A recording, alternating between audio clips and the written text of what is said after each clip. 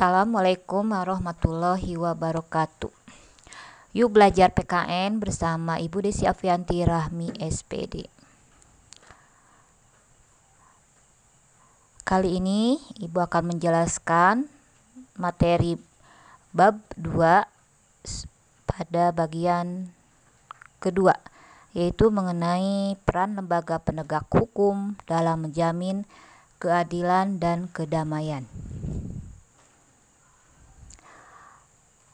Yang akan kita lihat adalah materi konsep bab 2 sub 2 ini, yaitu yang pertama lembaga penegak hukum, yang kedua lembaga Polri, yang ketiga lembaga kejaksaan, yang keempat kekuasaan kehakiman, yang kelima Mahkamah Agung, keenam lembaga peradilan di bawah MA. Lembaga penegak hukum. Pengertian lembaga penegak hukum.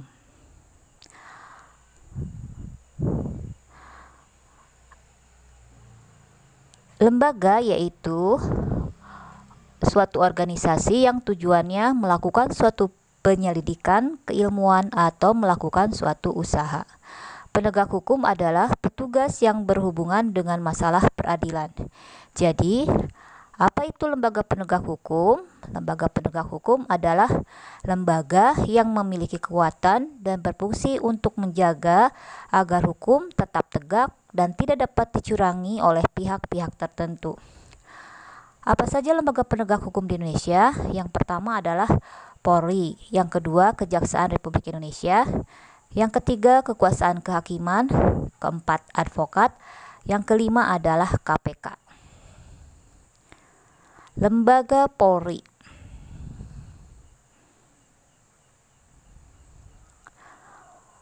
Polri atau Kepolisian Negara Republik Indonesia adalah lembaga penegak hukum yang bertanggung jawab langsung kepada Presiden.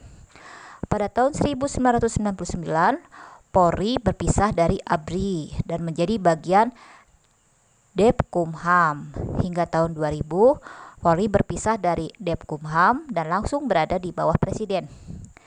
Kedudukan Polri yang mandiri diperkuat pada pasal 30 ayat 8 Undang-Undang Dasar Negara Republik Indonesia tahun 1945 dan ketentuan lainnya yang diatur dalam Undang-Undang Republik Indonesia Nomor 2 tahun 2002 tentang Kepolisian Republik Indonesia.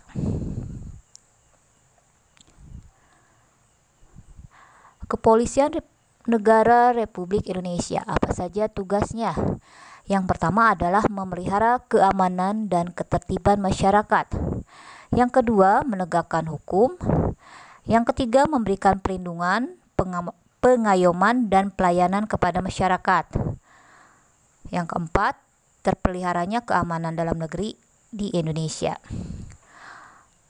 Pimpinan Polri. Pimpinan Polri adalah Kepala Kepolisian Negara Republik Indonesia atau Kapolri. Jika dilihat dari keorganisasian, Kepolisian Negara Republik Indonesia itu terdiri dari Mabes Polri, yaitu pada tingkat pusat, Polda pada tingkat provinsi, Polres atau Polresta, yaitu pada tingkat kabupaten kota, Polsek atau Polsekta pada tingkat kecamatan. Berikutnya yaitu mengenai lembaga kejaksaan. Kejaksaan Republik Indonesia. Kejaksaan Republik Indonesia adalah lembaga tempat bernaungnya para jaksa. Siapa itu jaksa? Jaksa adalah orang yang menyampaikan tuduhan dan tuntutan kepada pelaku pelanggaran hukum. Tugas dan wewenang kejaksaan yaitu bidang penuntutan, bidang penyelidikan dan penuntutan, kasus korupsi dan pelanggaran HAM. Dilihat dari organisasi kejaksaan, yaitu pada tingkat pusat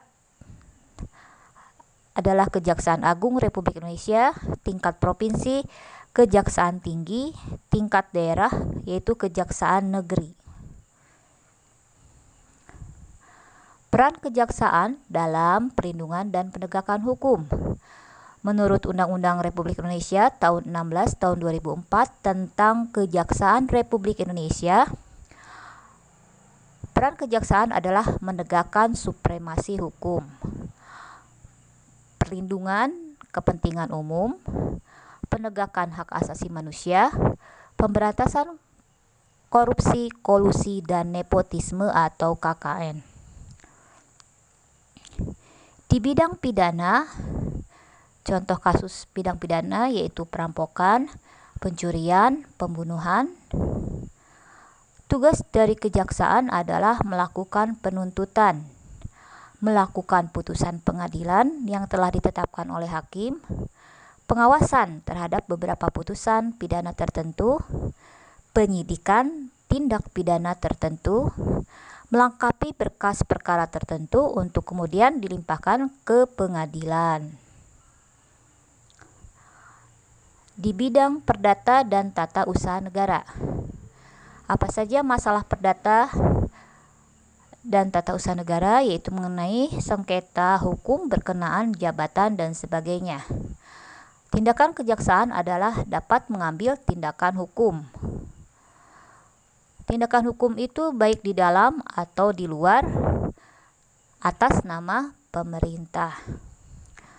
Di bidang ketertiban dan ketentraman umum, tugas kejaksaan adalah meningkatkan kesadaran hukum masyarakat,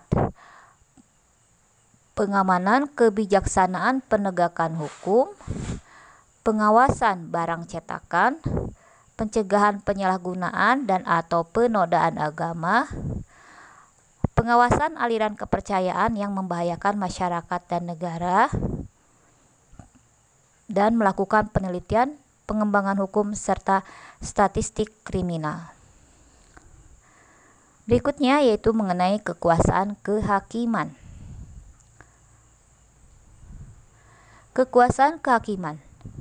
Siapakah hakim? Hakim adalah orang yang berwenang untuk mengadili secara independen atau netral. Hakim Agung adalah hakim yang berada dalam lingkup Mahkamah Agung, sedangkan Hakim Konstitusi adalah hakim yang berada dalam lingkup Mahkamah Konstitusi. Sedangkan kekuasaan kehakiman adalah perangkat yang berwenang untuk mengadili kasus pelanggaran hukum secara independen atau netral. Pelaksana kekuasaan kehakiman. Menurut Undang-Undang Nomor 48 Tahun 2009 tentang Kekuasaan Kehakiman, yaitu Mahkamah Agung atau MA dan Mahkamah Konstitusi atau MK. Mahkamah Agung.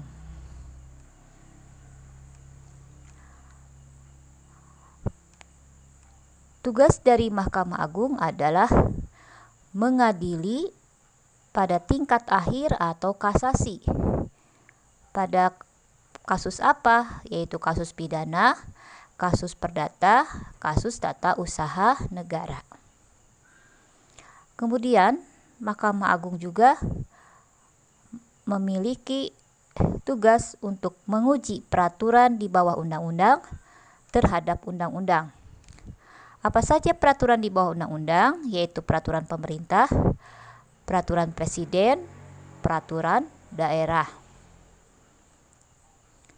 Mahkamah Konstitusi atau MK, yaitu mengadili tingkat pertama dan akhir atau kasasi mengenai sengketa pemilihan umum. Juga menguji undang-undang terhadap Undang-Undang Dasar Negara Republik Indonesia tahun 1945.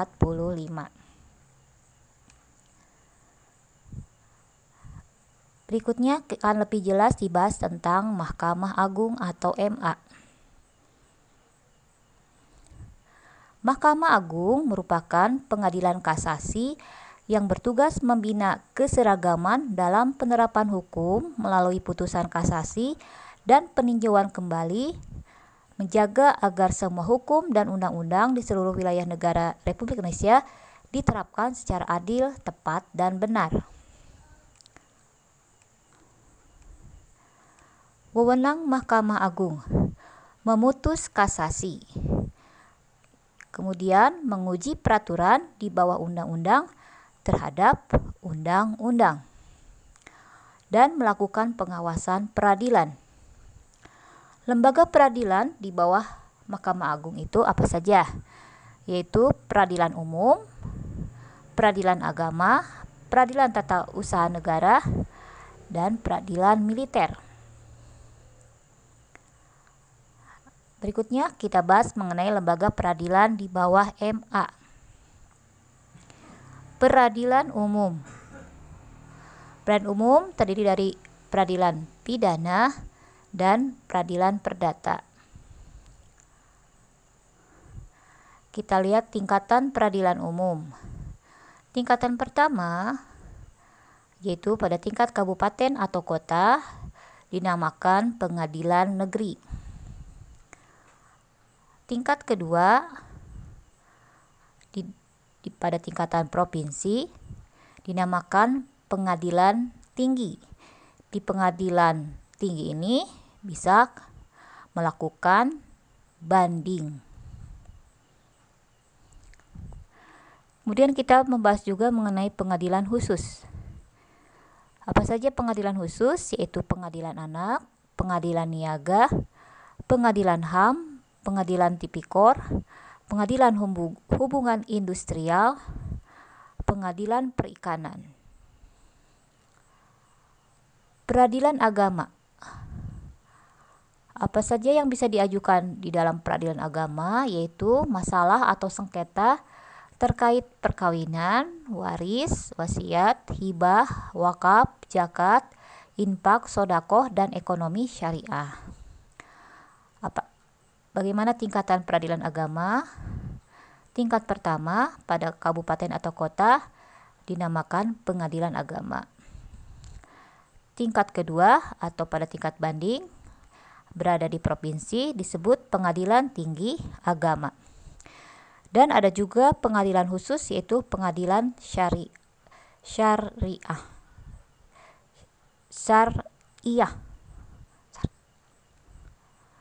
Berikutnya adalah peradilan tata usaha negara. Yang diajukan pada peradilan tata usaha negara atau PT-UN yaitu sengketa tata usaha negara seperti masalah jabatan atau perizinan. Tingkatan peradilan tata usaha negara tingkat pertama yaitu pada tingkat kabupaten atau kota dinamakan pengadilan tata usaha negara. Tingkatan kedua atau banding berada di provinsi disebut pengadilan tinggi tata usaha negara. Di dalam peradilan tata usaha negara terdapat pengadilan khusus yaitu pengadilan pajak. Berikutnya adalah peradilan militer. Apa saja yang diajukan di peradilan militer? Yaitu pidana, pelanggaran, masalah administrasi dan sebagainya dalam lingkup militer.